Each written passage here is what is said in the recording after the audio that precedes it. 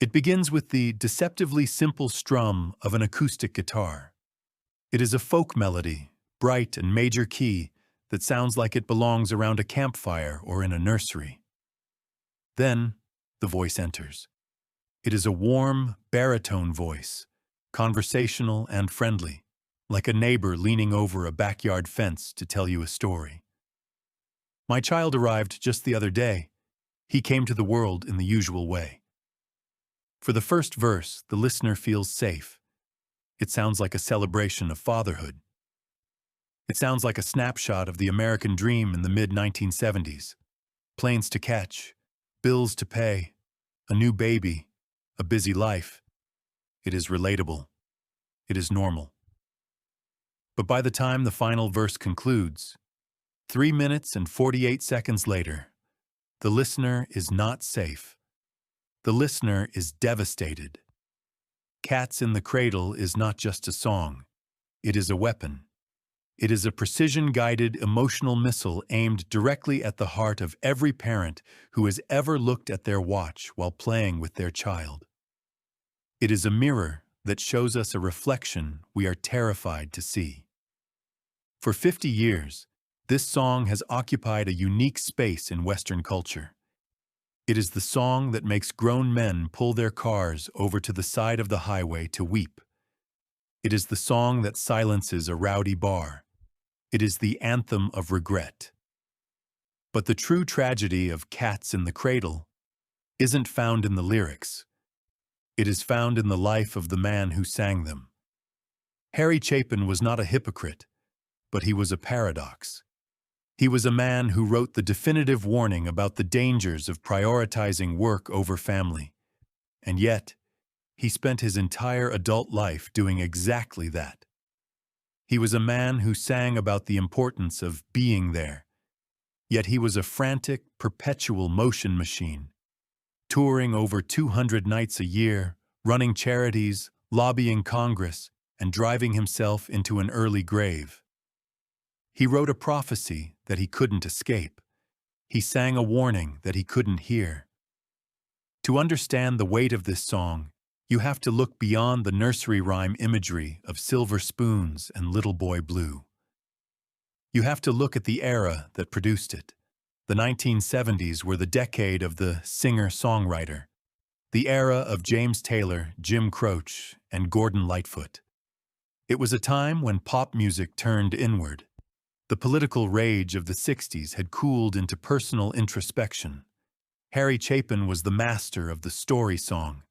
He didn't just write pop hits. He wrote short films set to music. He wrote about taxi drivers, snipers, laundromat romances, and failed banana importers. He was a journalist of the human heart, obsessively chronicling the quiet desperation of ordinary people. But Cats in the Cradle was different. It wasn't about a stranger. It was written in the first person. I've got a lot to do. I'm gonna be like you, Dad. When millions of Americans bought the single in 1974, pushing it to #1 on the Billboard charts, they assumed they were hearing a confession. They assumed Harry was singing about his own father or his own son. They assumed the pain was autobiographical. They were right, but not in the way they thought. The story of this song involves a poem written by a wife watching her husband drift away. It involves a father who didn't understand the words until it was too late. And it involves a tragic, sudden ending on the Long Island Expressway that turned the song from a cautionary tale into a haunting epitaph. Most songs fade when the singer dies. This one got louder, because every day, a new father picks up his briefcase, looks at his sleeping child, checks his watch, and walks out the door, thinking he has all the time in the world. Harry Chapin is here to tell him that he's wrong. The most famous lyrics about fatherhood in the history of American music were not written by a father. They were written by a mother sitting at a kitchen table, observing the silence between men. Sandy Chapin, Harry's wife, was a poet and a writer with a sharp eye for the emotional architecture of families. Long before she met Harry, she had been married to a man named James Cashman. Through that marriage, she had a front-row seat to a tragedy of communication. She watched the relationship between her ex-husband and his father with a mixture of sadness and fascination. They were two men who clearly loved each other, but who had absolutely nothing to say to one another. Their conversations were stilted, filled with awkward pauses and superficial pleasantries. The father had spent his life working, providing, and being the man of the house. But in the process, he had become a stranger to his son. Sandy saw the cycle. She saw the son growing up, unconsciously mimicking the father's distance, prioritizing his career, and preparing to pass that silence down to the next generation like a family heirloom. She began to write it down. She wasn't trying to write a pop hit. She was writing a poem. She was inspired by country music. She loved the narrative clarity of country songs, the way they told a complete story in 3 verses. She wanted to capture that feeling of a life passing by in the blink of an eye. She scribbled lines about nursery rhymes. Cats in the cradle. Little boy blue. The man in the moon. These were symbols of childhood innocence, but in the context of her poem, they became symbols of neglect. They were the stories the father didn't read. They were the games the father didn't play. When she finished the poem, she showed it to Harry. At the time, Harry Chapin was a man on fire. It was the early 1970s. He was clawing his way up the music industry ladder. He was a force of nature, loud, energetic, and consumed by ambition. He was already a father to Sandy's 3 children from her previous marriage, whom he had adopted, and they had a daughter together, bundled into a chaotic life in Brooklyn. He read the poem, and he shrugged. "It's interesting," he told her, "but it's not for me." To Harry, the poem felt distant. It felt like a country song about someone else's life. It was a story about a suit, a corporate man, a 9-to-5 suburban dad. Harry wasn't that. He was an artist. He was a troubadour. He was emotional and expressive. He didn't see himself in the cold, distant father of the lyrics. He put the piece of paper in a pile of potential lyrics and forgot about it. It sat there for a year, ignored, a warning label that hadn't been read. But life has a way of forcing you to read the fine print. In 1972, Sandy gave birth to their son, Joshua. The arrival of a son changed the equation for Harry. Suddenly, the dynamic shifted. He looked at the infant in the crib, and then he looked at his calendar. The calendar was full. Tour dates, radio interviews, benefit concerts, recording sessions. The demands of his career were exploding just as his son was taking his first breath. One day, Harry was sitting in the chaotic living room of their house. The poem resurfaced. He picked it up and read it again. "My child arrived just the other day. He came to the world in the usual way, but there were planes to catch and bills to pay. He learned to walk while I was away." This time, the words didn't feel like a country song about a stranger. They felt like a deposition. Harry realized with a jolt of terror that he was the man in the poem. It didn't matter that he was a folk singer and not a stockbroker. The absence was the same. The planes to catch were literal. The bills to pay were real. He sat down with his guitar. He didn't have to fight for the melody. The music came out of him almost instantly. A simple, repetitive folk strum that felt like a ticking clock. He tuned the guitar to an open tuning, giving it a ringing, drone-like quality. He finished the song in 20 minutes. He called Sandy into the room. He played it for her. It was no longer her poem about her ex-husband. It was now Harry's confession about himself. He had taken her observation and turned it into his own penance. But admitting the sin is not the same as stopping it. In the summer of 1974, Harry Chapin entered the recording studio to cut his fourth album, Verities and Balderdash. The title itself was a nod to his worldview, a mix of hard truths and nonsense. When he laid down the track for Cats in the Cradle, he didn't treat it like a magnum opus. In fact, the production is startlingly sparse. Unlike the polished, multi-tracked extravaganzas of the era, like Elton John or the Eagles, this song sounds fragile.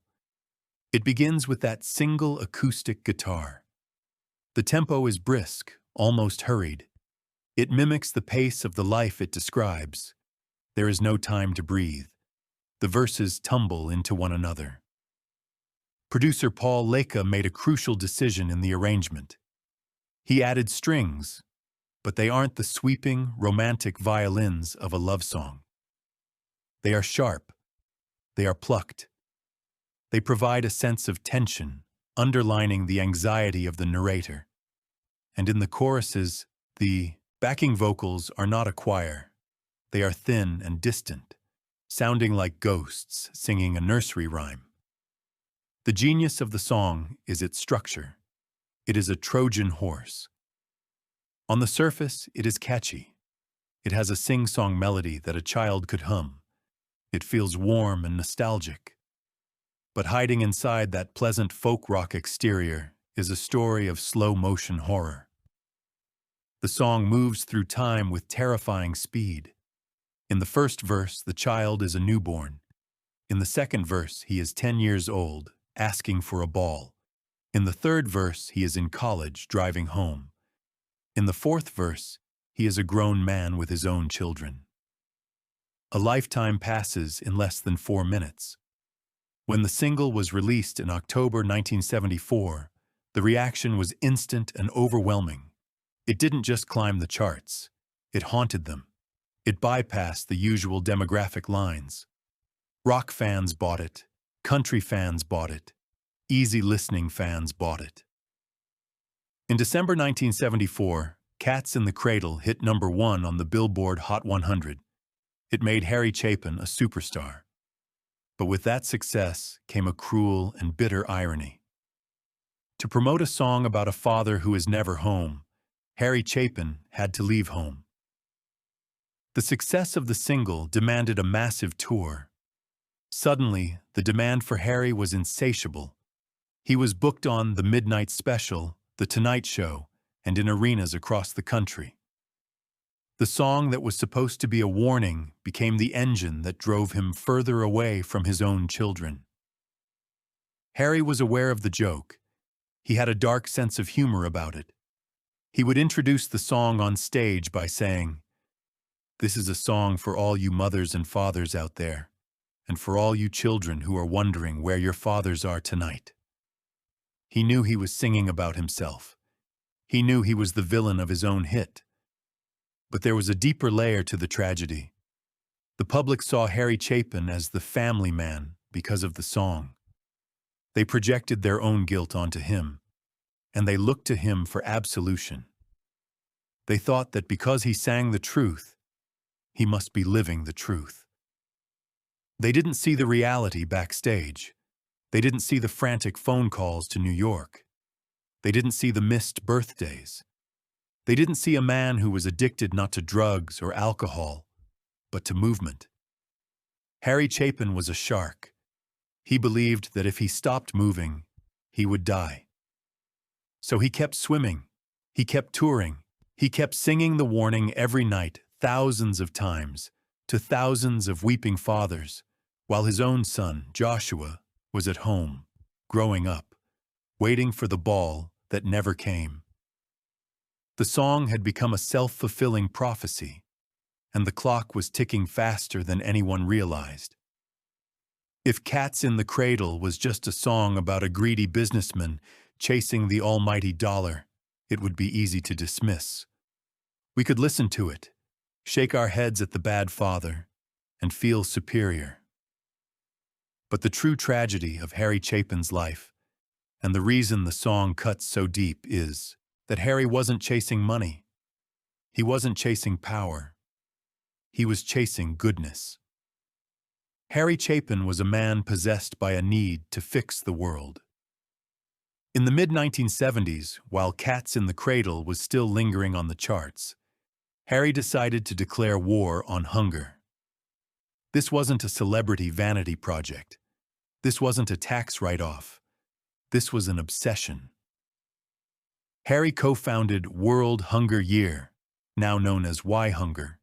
He became a lobbyist, prowling the halls of Congress, badgering senators, and demanding action on food insecurity.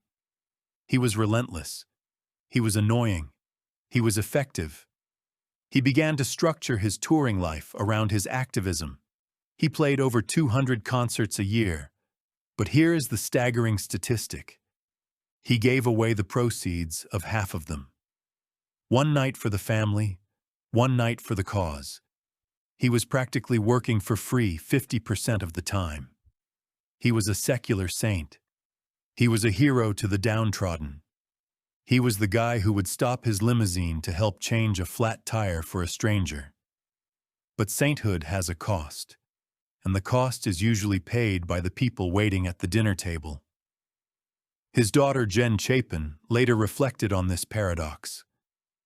She described a father who was a whirlwind of energy, a man who would burst through the front door at 2 a.m., smelling of airplanes and adrenaline, wake the kids up to tell them a story, and then be gone again before they woke up for school. He was a Disney dad, magical in small doses, but absent for the grind. The irony was suffocating. Here was a man traveling the globe to ensure that other people's children had enough to eat, while he was missing the chance to feed his own children breakfast. He was being a father to the world, but a ghost to his family. Harry knew it. The guilt ate at him. Friends recall him constantly talking about slowing down. He would say, "Just one more tour, just one more bill in Congress. Then I'll take a break. Then I'll be there." In 1980, he even made a public vow. He told his wife Sandy that he was going to take a summer off. He was going to write a musical, stay home, and finally watch the seed grow. But the phone would ring. A food bank in Detroit needed money.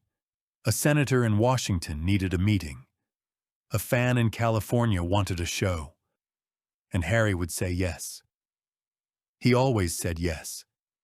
He couldn't help himself. He was addicted to the feeling of being needed. The lyrics of his own song were playing out in real time, but with a cruel twist. In the song, the father says, "I've got a lot to do." The listener assumes it's trivial work, but for Harry, the lot to do was saving lives. How do you argue with that? How does a child compete with ending starvation? By 1981, Harry Chapin was 38 years old. He was exhausted. He was overweight. He was stressed, but he was still running. He was scheduled to perform a free benefit concert at Eisenhower Park in East Meadow, New York, on the evening of July 16th. That morning, he woke up early. He had planes to catch and bills to pay. He had a business meeting. He kissed his wife goodbye. He told her he'd see her that night. He got into his 1975 Volkswagen Rabbit. It was a humble car for a millionaire rock star, but Harry didn't care about cars. He cared about getting to the next stop. He pulled onto the Long Island Expressway. He was running late. He was always running late. He didn't know that the clock had finally run out. The Long Island Expressway is a river of concrete that cuts through the suburbs of New York. It is a place of transit, of commuters rushing between the city and the sanctuary of home. On July 16, 1981, it was hot, loud, and busy. At approximately 12:30 p.m., Harry Chapin was driving in the left lane. He was alone. According to witnesses, His blue Volkswagen Rabbit began to struggle. Maybe the engine failed. Maybe he ran out of gas. He put on his emergency flashers and slowed down, trying to weave his way across the lanes of traffic to the safety of the shoulder. He never made it. A Coca-Cola delivery truck, fully loaded and unable to stop in time, slammed into the rear of the small car. The impact was catastrophic. The fuel tank ruptured. The car was engulfed in flames instantly. Passers-by, including the truck driver, risked their own lives to pull the driver out of the burning wreckage. They dragged him onto the pavement. He was unconscious. They cut away his burning clothes. They screamed for help. A police helicopter landed on the highway to airlift him to Nassau County Medical Center. But despite the heroic efforts of strangers, the music had already stopped. The doctors pronounced him dead at 1 p.m. The cause was cardiac arrest, caused by the trauma of the impact. He was 38 years old. The tragedy was compounded by a heartbreaking detail. When the police searched the body, they found no identification. Harry's wallet had burned. He was just a man in jeans and a t-shirt. He had a few coins in his pocket. For hours, one of the most famous singers in America lay in the morgue as a John Doe. It wasn't until his brother, James, concerned that Harry hadn't shown up for a meeting, called the police to check on reports of an accident, that the connection was made. The news rippled out slowly, then all at once. It hit the radio stations, it hit the nightly news, and finally, it hit the house where Sandy and the children were waiting. The silence that followed was deafening, but as the shock wore off, the public began to do the math, and the math was cruel. In Cats in the Cradle, the tragedy is the passage of time. The father grows old, he retires, he sits on the porch, he has a chance to reflect. He calls his son, who is now grown, and they have a conversation. It is a sad conversation, but it is a conversation. The father lives long enough to realize his mistake. He lives long enough to say, "I'm sorry." Harry Chapin was denied that ending. He didn't get to grow old. He didn't get to retire. He was cut down in the middle of the second verse. He died in the busy years. He died while there were still planes to catch and bills to pay. The prophecy of the song had been short-circuited. The song warns us that if we wait until tomorrow to be with our children, the children will be gone. Harry's death taught us a darker, harder lesson. If we wait until tomorrow, we might be gone. The irony was almost too perfect for a writer like Harry to have invented. The man who wrote the anthem about the preciousness of time ran out of it on a highway, rushing to do a good deed. That night, at Eisenhower Park, the concert went ahead. It had to. Thousands of fans had gathered, unaware of the news.